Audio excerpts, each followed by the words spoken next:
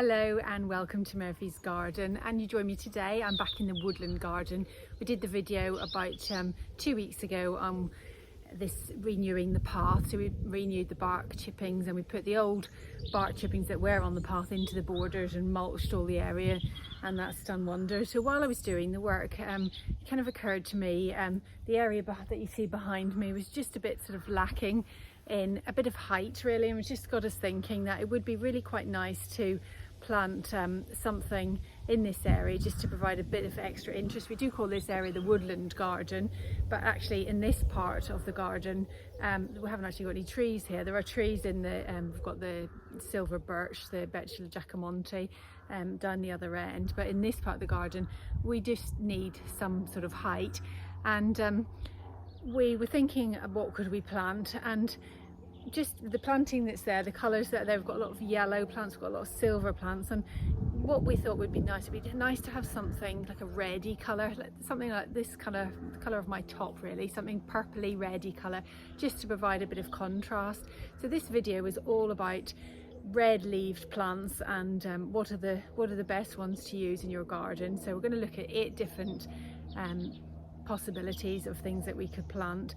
We'll look at some are shrubs, some are just smaller plants, and some could be grown as trees. So we'll just have a look at some different options.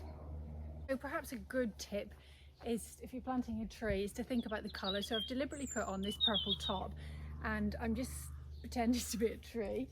I am look a bit mad, I know, but I'm a tree, and just looking at the colours. So behind me we've got this orange paracanthus which looks really good with purple. We've got a little carokia to the right of me, and we've got some sort of limey green carex grasses and things, and then we've got this acanthus, and then behind is the hydrangea, which is this pinky colour. So I think this colour would really complement the other plants in this area. So the first purple leaved shrub on my list is Cotinus. This is also known as smoke bush, and this is what I've chosen for this area. I did consider other plants, of which we'll come on to. I was quite keen to plant an Acer, Palmatum, but they just don't really suit this garden. This area particularly is a windy site, and it just wouldn't do well, and it would be a waste of time and a waste of money to plant one. So we'll come on to Acers in a little while, but Cotinus, thought this was a good choice. I bought this particular plant about a year ago, last autumn, when we went to the plant nursery, and I've just been bringing it on, potted it on into larger pots, and it's actually getting quite big now. This one can reach about 8 feet in height. However, you can prune it if you don't want it to get that big. You can keep it under control by pruning it, and when you do prune the branches, it makes the leaves get bigger. So the leaves, these lovely round dark purple leaves, which have got this kind of dark pink outline around them. It's really, really attractive, and we've had a little bit of rain overnight, and it's got these little beadlets of water on the leaves which look lovely too, and will look even nicer as the leaves get bigger. So yes, so it can be pruned. I think what I'll do with this one, it's got some multi-stemmed branches at the bottom, and as it gets bigger I'll probably take out the lower branches because I want the canopy to be up high, and the idea is that the plants around it are all kind of low level, medium level plants. And when you're planting in a garden, they say you should treat it a bit like a rainforest. So you've got the ground cover, and then you've got kind of medium height plants, and then we want some canopy, some taller plants. So this will hopefully provide that in a few years' time. And we've chosen Cotinus. It's a good plant. It's evergreen, although it's not green, but it doesn't lose its leaves. It's not deciduous, and that's quite good because it's near the pond, and I don't really want to add another deciduous tree to this area because the leaves will fall into the water in the pond. And the colour, the purple colour, is a great contrast to a lot of the plants in this area. So we've got yellow plants, a cacochia, we've got silver plants, we've got this yellow grass at the bottom.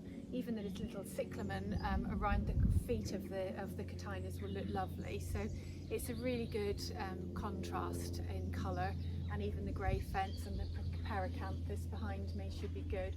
I have got this ruum here which can get quite big, so I'll have to just consider whether or not that's something that will stay or whether it will get in the way of this, but we'll review that later in the year. So I'll begin by just moving some of this pulmonaria. So we've got this lovely carpet of Palmatum. It looks magnificent in the spring. So I need to move it just to get it out of the way so I can dig a hole for the Cotinus. But it's a good opportunity just to split the Palmatum and just get some more plants. And autumn is a brilliant time to split any plants really. The soil's still warm. The soil's quite moist as well. We have had a bit of rain in the last few days, and of course it will rain over the winter and be nice and damp and just help those plants to establish before any hot weather next summer. So next I'm just digging a hole. So the hole I'm digging is going to be about twice the size of the pot, and the reason I'm making it bigger is because I do want to add a bit of extra organic matter, and I'll use our garden compost for that. We've got quite poor soil, so when I plant anything in this garden I do always try and add a bit of compost. I'll just try the plant in the hole for size. Yeah, that's about right. A bit round here, and then I'm going to add a bit of bone meal into the planting hole. Cotinus are very tolerant plants that will grow well in sun or dapple shade and will tolerate most soil types, but the colour is likely to be better if it is growing in a sunny spot, which this is. Yep, just turn it round, that's much better. There's always a right way and a wrong way with any plant. And next, just go round, heeling it in.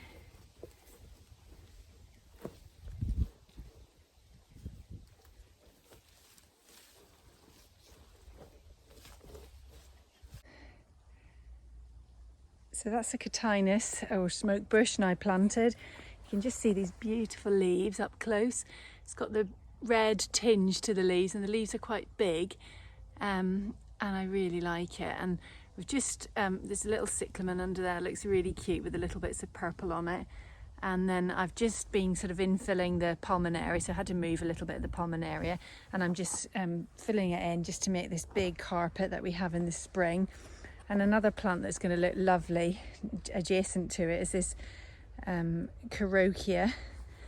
This has got, to show you the leaves, it's got these little tiny variegated leaves, so they're contrasting in the size and also the colour. I think the colours that there together will look lovely. Just look how great it looks backlit by the sun. It's looking really nice.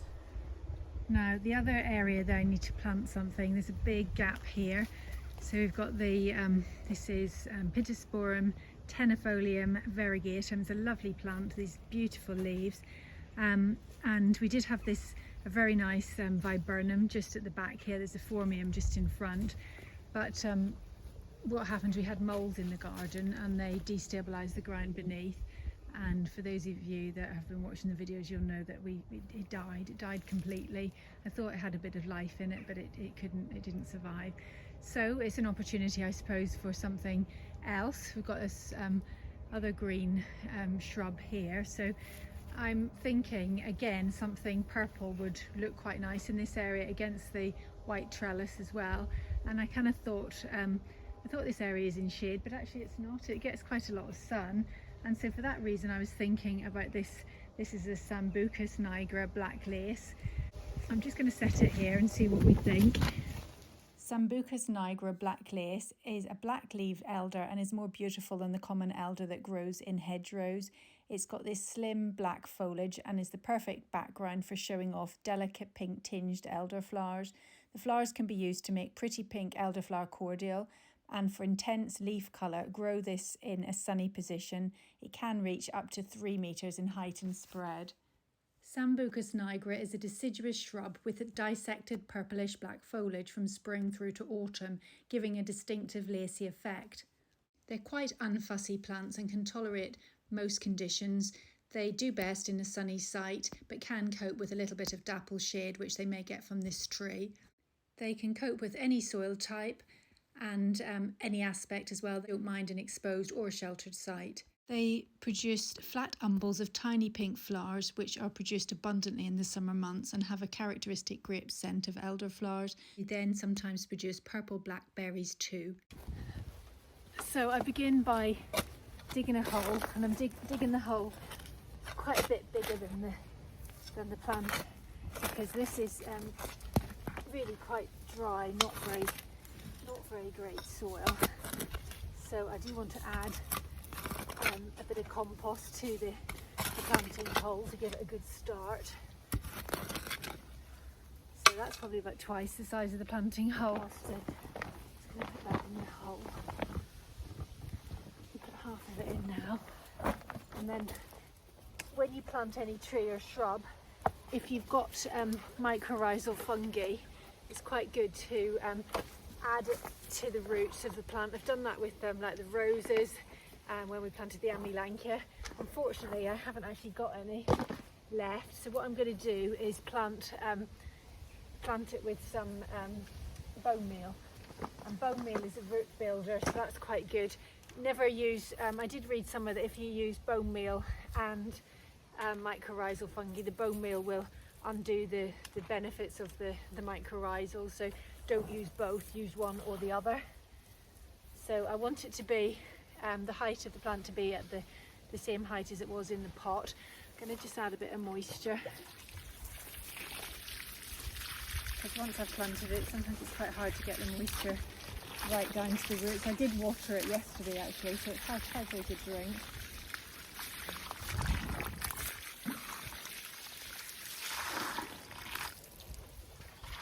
And then also just think about what way you want it to face, what it looks best, where it looks best. I don't want it too near that tree, I want it to be, and it is in the sun here, which is lovely.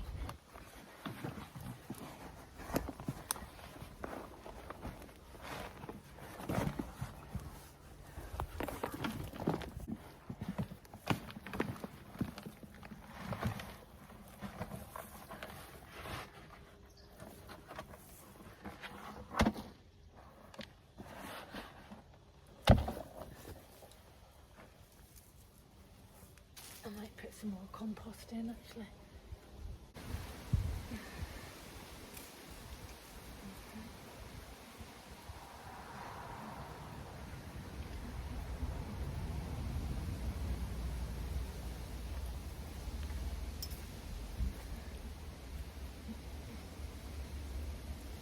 So heel it in and then give it a good water. So that's the Sambuca planted. So let's have a look at some other purple-leaved shrubs that you might also like to consider. Another great purple-leaved shrub is Pittosporum tenuifolium tom thumb. This is a lovely little shrub. It can be grown in full sun and it gives this nice compact habit. It's an evergreen shrub and it has these small wavy dark purple leaves. They often come through green and then turn purple, and it has this striking dark black young stems. It's a distinctive rounded shape and it has pretty leaves which will turn green. They turn green in shadier conditions, so you get the black colour you need to have it in a sunny spot.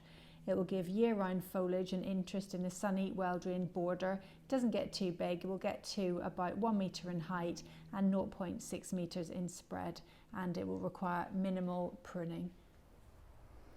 And the next purple-leaved tree or shrub on my list is Acer palmatum. And this is a rather poor example of an Acer. Acers are wonderful, wonderful trees. It's a very popular and well-known Japanese maple, and it has purple or maroon leaves, and this one is called Bloodgood, and that's a really, really popular one. Now, acers do well in a sheltered spot out of strong winds and avoid strong sun as well. So the best position for an Acer is in light dapple shade in shelter from the wind.